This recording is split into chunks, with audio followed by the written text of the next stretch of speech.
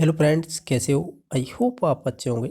जैसा कि आप देख पा रहे होंगे, ये रीड का फॉर्म है, फिलअप है, कंप्लीट फॉर्म है। तो इसमें देखेंगे क्या क्या जानकारियाँ मांगी गई थी, और जिन्होंने फॉर्म नहीं भरा है तो वो भी इसी प्रकार पढ़ सकते हैं। इनमें से कुछ जानकारियाँ देख देख के इस टाइप से भी भरना होता है। ठीक है, तो चलो देख लेते हैं। देखो, शुरुआत में दे रखा है भर्ती का नाम, तो सिंपल है, Rajasthan primary and upper primary school teacher direct recruitment 2021-22। ठीक है, तो ये तो आपके में ऐड होके आएगा ऑटोमेटिक। ठीक है, सेकंड आता है पोस्ट अप्लाइड यानी आवेदित पद। यानी हम ऐसे कह सकते हैं कि आप जिस एरिया से भर रहे हैं, विशेष कर दिए ध्यान दें, इसी के आधार पर फॉर्म आगे फिलअप होगा। ठीक है, अगर ये गलती कर देते हैं तो आपको 100% आपको दोबारा फॉर्म भरना पड़ेगा। ठीक है, ये गलती ना करें। ठीक है, जैसे इन्होंने भरा है general teacher level second science में नन टीएसपी। ठीक है, तो ये नन टीएसपी एरिया से आते हैं। अगर टीएसपी से आते तो यहाँ पर टीएसपी होती केवल। इसी प्रकार जो भी अदर राज्य के हैं उन्होंने सभी को यहाँ पर नन टीएसपी ओके करना है। ठीक है, जो भी सब्जेक्ट रही हो आपके, जैसे लेवल 2 में हिंदी भी आती है, एसएस भी आती है, संस्कृत भी आती है, तो उसी हिसाब से क्लिक करेंगे। इसी हिसाब से लेवल फर्स्ट वाले करेंगे। जो नन टीएसपी से आते हैं तो नन टीएसपी उन्हें क्लिक करना होगा। ठीक है, टीएसपी में आते हैं तो टीएसपी क्लिक करना पड़ेगा। स्पेशल एजुकेशन से है तो वो स्पेशल एजुकेशन उसी हिसाब से क्लिक करेंगे जिस हिसाब से आप हैं। यानी साइंस मैथ से इसमें दे रखा है, और ये नन टीएसपी से है। कोई इसमें टीएसपी एरिया से हो सकता है, कोई इसमें विशेष शिक्षक से संबंधित हो सकता है, तो वो उस हिसाब से भरेगा। ठीक है, आगे है आवेदक संख्या, तो जिस प्रकार से दे रखी है इसमें, बाकी ये आ जाती है किस डेट को भरा गया है, और ये एसएसओ आईडी सम्मिलित होकर आती है। ठीक है, आगे चलते हैं। तो ये सिंपल है, आवेदक का विवरण है, ये आप खुद मार्कशीट से या अपने थ्रू बता के भर सकते हैं। ठीक है, और बाकी कैटेगरी जनरल है इन्होंने, और ईडब्ल्यूएस इन्होंने यस किया है। ठीक है, यानी ईडब्ल्यूएस में आते हैं। इस प्रकार आप खुद की कैटेगरी से भर सकते हैं, जिससे ओबीसी, एमबीसी, एसटी, एसटी और जो भी अदर राज्य के हैं वो तो जनरल में ही आएंगे। और ध्यान रखना है, जो भी अदर राज्य के थे ना, तो वो तो सब नन टीएसपी में आएंगे। जितने भी अदर राज्य के भर रहे हैं वो नन टीएसपी में आएंगे, चाहे वो लेवल फर्स्ट हो या सेकंड हो। ठीक है, चलो आगे चलते हैं। यहाँ पे तो फिर नॉर्मली दे रखा है, जैसे कि आप कोई विशेष दिव्यांगजन है तो इसमें तो सब में नो ही कर देना, अगर आप दिव्यांगजन नहीं है तब। ठीक है, उसके अलावा जैसे धर्म है आपका हिंदू हो जाएगा।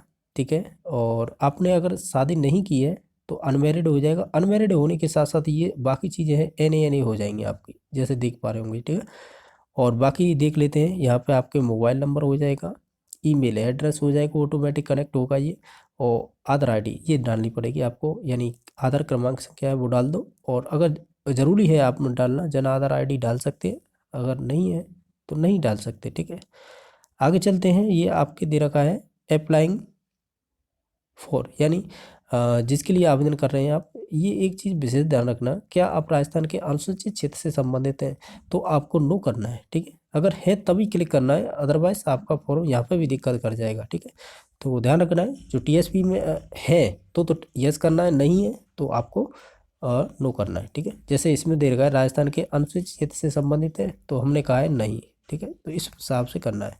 बाकी जैसे करस्पॉन्डेंस एड्रेस है, पत्राचार का एड्रेस है।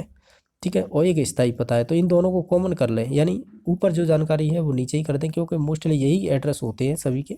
तो आपको सेम एड्रेस रखना है। आगे चलते हैं। आपको मैंने बता दिया है, पत्राचार का पता और स्थायी पता ये कॉमन कर लेना, जिससे कि दोनों में एड्रेस सेम हो जाए। और अगर आपको लगता है कि ये अलग अलग रखने हैं तो वो रख सकते हैं। व्यक्तिगत विवरण सिंपल है, इंडियन है, गृह जिला आपका गृह राज्य हो जाएगा राजस्थान, गृह जिला जो भी है, और गृह ब्लॉक जो भी है वो भर देंगे, तहसील जो भी है, और गाँव है। ये तो सिंपल है, ये इसे आप खुद से भी भर सकते हैं।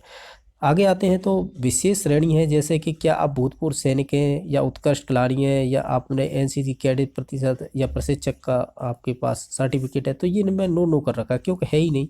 लास्ट में दे रखा है आपकी पारिवारिक वार्षिक आय 2.5 लाख से कम है, यस कर रखा है यहाँ पर। ठीक है, तो अगर है तब तो यस कर देना है, अगर इससे ज़्यादा है तो नो कर देना है। ठीक है, बाकी चरित्र सत्यापन में ये दे रखा है कि आप पे आपराधिक कोई रिकॉर्ड तो नहीं है, यानी आप क्रिम जो ऐसे बोल सकते हैं कि या क्रिमिनल रिकॉर्ड है, जैसे कि थाने वगैरह में आपके संबंधी कोई रिपोर्ट तो नहीं है, तो आपको नो करना है, मोस्टली नो करना है। अगर जिनके पास रिकॉर्ड है या कह सकते हैं रिपोर्ट वगैरह है उनके नाम पे, तो उनको तो यस करना है, उनका विवरण भी देना होता है उन्हें तो।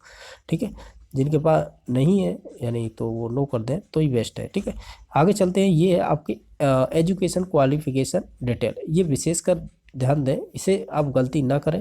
विशेषकर यहाँ पर जो बीएड की है वो प्रवेश तिथि पूछी गई है, तो वो आपको ऐसे फिलअप करनी है, ठीक है। बाकी तो ये सिंपल है, आपने 10th की है तो ऑल सब्जेक्ट कर देना, जो भी बोर्ड है आपका, ठीक है। ये इन्होंने तो BSER अजमेर किया है, आपका जो भी बोर्ड है वो लिख दें, रोल नंबर हो जाएगा, 1 वर्ष का होता है यानी 12 माह हो जाएगी। परसेंट बेस रखा है इन्होंने, 2010 में की है, ये इतने मार्क्स प्राप्त किए, इतने टोटल पूर्णांक था, ठीक है। यहाँ पर सॉरी परसेंट था इस क्रमांक में, यहाँ पर लिख रखा है प्रतिशत, तो यहाँ पर परसेंट हो जाएगा, या टोटल मार्क इन्होंने प्राप्त किए हैं। और बाकी प्रवेश तिथि 10th की लिखना कोई ज़रूरी नहीं है, और इन्होंने पासिंग कब की है ये डेट लिख रखी है, जैसे कि 25 जून 2010, ठीक है। उसी हिसाब से नीचे 12th है, कौन सी सब्जेक्ट रही है वो लिख देना है, और बोर्ड है और वही है 12 माह, और 2012 में की है, और इन्होंने इतनी परसेंट बनी थी 500 में से इतने मार्क्स प्राप्त किए, और ये प्रवेश तिथि वो सॉरी पासिंग तिथि हो जाएगी, ठीक है। इसी प्रकार ग्रेजुएशन है, इन्होंने सब्जेक्ट में ये ग्रेजुएशन में सब्जेक्ट रही थी राजस्थान यूनिवर्सिटी से 2015 में की, और ये इन्होंने इतने परसेंट प्राप्त किए हैं, और 1350 पूर्णांक थे। ये नॉर्मली सभी जानकारी हैं, आप खुद से भी भर सकते हैं। बीएड राजस्थान यूनिवर्सिटी 24 माह हो जाएगा, क्योंकि 2 वर्ष की थी, 2017 में की, 1800 पूर्णांक था, और ये प्रवेश तिथि और ये पासिंग तिथि, ठीक है। इस प्रकार से भर देना। अब रीट का 2021 का, इसमें विवरण देना है, जैसे साइंस में थे BSER अजमेर बोर्ड है, और ये आपको लिख देना है रोल नंबर, और उसके बाद है 2021 में किया है, और इतने परसेंट बन रही है, इतने टोटल मार्क्स थे यानी पूर्णांक था, और इतने अंक प्राप्त किए, बाकी में NA कर देना है। चलो नेक्स्ट देख लेते हैं। फिर उसके बाद देख लेते हैं, इसमें लिख रखा है, क्या आप किसी बोर्ड या लोक सेवा आयोग अनुसूचित साधन, यानी आप नकल करते हुए किसी बोर्ड परीक्षा में तो नहीं पकड़े गए, तो आप नो कर देना, मोस्टली नो ही करना है इसमें। उसके अलावा जो आपने ग्रेजुएशन किए ना, उसमें कौन कौन सी सब्जेक्ट थी इन्होंने दे रखा है, जैसे केमिस्ट्री और जूलॉजी और बॉटनी, ठीक है। जो भी सब्जेक्ट आपकी रही हो, जैसे हिंदी से है तो SS से हैं, जो भी सब्जेक्ट रही हैं। बाकी ये रीड का विवरण है, पहली भाषा इन्होंने हिंदी ली थी, सेकंड भाषा संस्कृत थी, और वो साइंस में से थे। ये तो नॉर्मली विवरण है जो भर देना है आपको। मैं तो आपको जानकारी के लिए बता रहा हूँ कि इसमें ये चीज़ें फिलअप करवाई गई थी। ये परसेंट है, यानी आपने जो रीट में जो भी मार्क्स प्राप्त किए उसका 90%, और आपकी ग्रेजुएशन का है उसका 10%, दोनों को कनेक्ट करके यहाँ पर टोटल मार्क्स आ जाएंगे, ठीक है। और ये है प्रेफरेंस, यानी विकल्प, आप जिस डिस्ट्रिक्ट को चूज करना चाह रहे हैं, पहली प्राथमिकता देना चाह रहे हैं, वो इस आधार पर, ठीक है। तो जैसे कि मैं आपको बता पाऊँ, इन्होंने पहला धौलपुर लिया है, दूसरा भरतपुर है, तीसरा दौसा, करौली, सवाई माधोपुर, जयपुर, अलवर, अजमेर। इस प्रकार आपको 30 डिस्ट्रिक्टें भरनी होती हैं, ठीक है। कितनी 30, ये 30 डिस्ट्रिक्टों की पूरी सीट है, ठीक है। लास्ट जिला इन्होंने रखा है जैसलमेर, ठीक है। आगे देख लेते हैं, ये आपकी शुल्क तिथि है, यानी कह सकते हैं स्थिति है, शुल्क स्थिति, जिसमें आपको मालूम होगा, इसमें ई मित्र के द्वारा उन्होंने 120 रुपये और 80 संख्या ये मिली थी, और इस डेट को भराता है। ये सिंपल है, आप जब भरेंगे तो ये सही चीज़ें सभी आ जाती हैं। और बाकी ये लास्ट में दे रखा है घोषणा, कि मैं जो ऊपर की जो उपयुक्त जानकारी है वो मैंने सही भरी है, और यहाँ पे सिग्नेचर हो जाते हैं, तो इस हिसाब से ये फॉर्म फिलअप हो जाता है, ठीक है। मोस्टली मैंने जो जानकारी है इसमें जो फॉर्म में फिलअप कराई गई थी वो बता दी है। अगर किसी चीज़ को लेकर अगर कोई चीज़ छूट गई है तो आप कमेंट करके बता सकते हैं। बाकी वीडियो देखने के लिए धन्यवाद।